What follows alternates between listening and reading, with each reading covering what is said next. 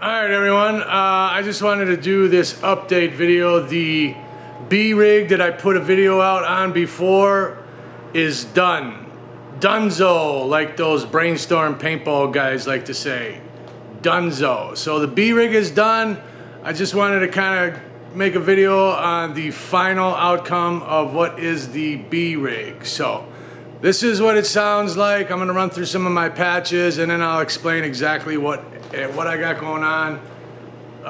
That might be a little different than when I started on that first video. So.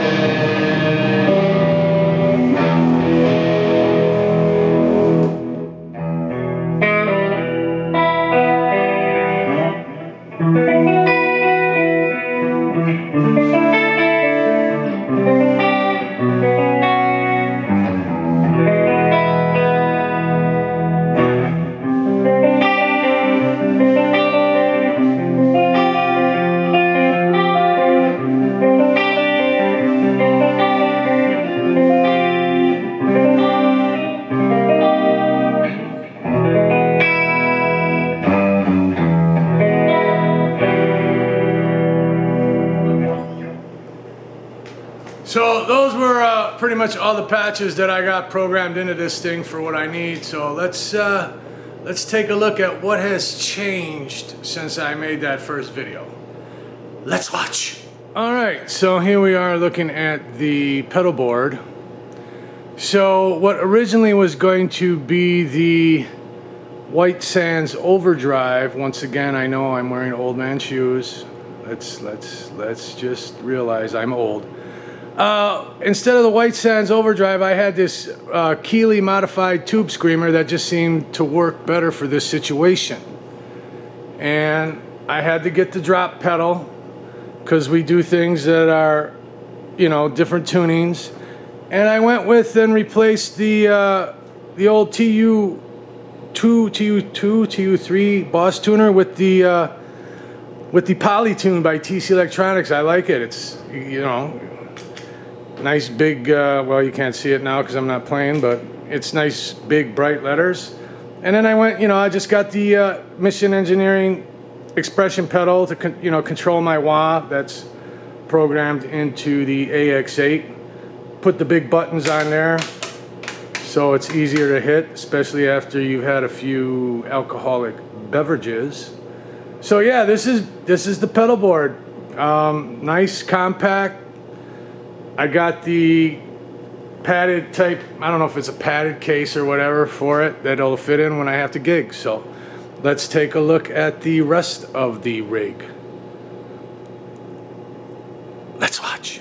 All right, here we are looking at the rack, the nice compact rack, and the bottom. Now, originally, I was going to use this old PV XXX bottom because it's a stereo bottom. But what I did is I actually did some jigsaw cutting and put a back stereo jack plate on the back of this orange bottom. So now this orange bottom, which has greenback, Celestian greenback 25, Celestian greenback 25, vintage 30, vintage 30. The greenbacks are what I like having mic'd up, and I do use the Sennheiser E609 microphones. I just like them better than the 57s. So now I'm using this as my one cabinet stereo rig. I did add this BBE sonic maximizer to give it a little, you know, it's hard to explain what the maximizer does, except it gives it a little extra oomph. I don't know how to explain it. I'm with technical terms and stuff. So I'm coming out of the AX8 into the BBE, and then I'm sending that down into the TC Electronic G-Force. Now the biggest change here is I sent back that Synergy power amp, that tube power amp, because I don't know if there was something wrong with it maybe. I remember when I lifted it out of the box, I could feel something moving inside. It almost felt like it was on a track though, like it was supposed to be moving. But when I had it all plugged up and dialed in, I noticed that with nothing plugged into it, just the power amp going into the speaker cabinet, it made a noise that it only did it when it was on the stereo setting. When I had the power amp on mono, it didn't do it. So sent that back, was kind of contemplating, should I just get another one of those? And then I jumped on Reverb to look around, and I found an old BK Butler TubeWorks Mossfell power amp. This is a solid state power amp that I actually used to use one of these back in the early 90s when I had an ADA MP1 preamp. So I'm using this power amp, and you know what? Everything to me, it's all working the way it should be working. There's like very low noise. I like to keep the noise level real low on my rigs, and I got it all dialed in, low noise. So yeah, this is the little rack that goes with the smaller pedal board and into the now stereo orange cabinet. So let's listen some more. Let's watch.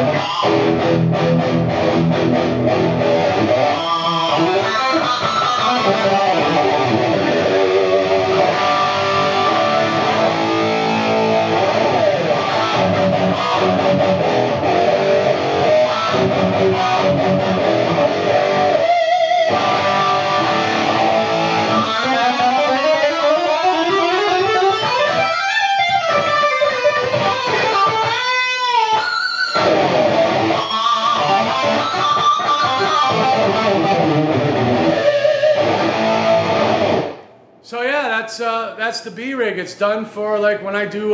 We actually got a show coming up at a smaller club that I'm gonna have to use this for because there's just not enough real estate to bring the crazy, insane big A-rig. Which I posted on one of the Facebook pages a picture of it from our last gig, and a lot of people were like, "Why do you have your cabinets facing backwards?"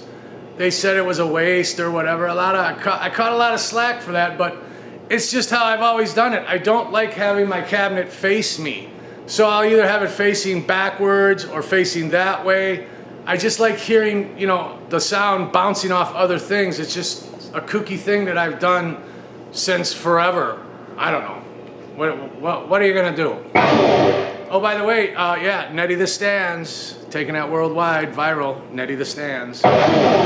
Playing my trusty Sully V. Hey Sully, I'm trying to give you some love, bro. Maybe a little price break on one of your Ravens that I've been eyeing up, dude. Great looking guitars.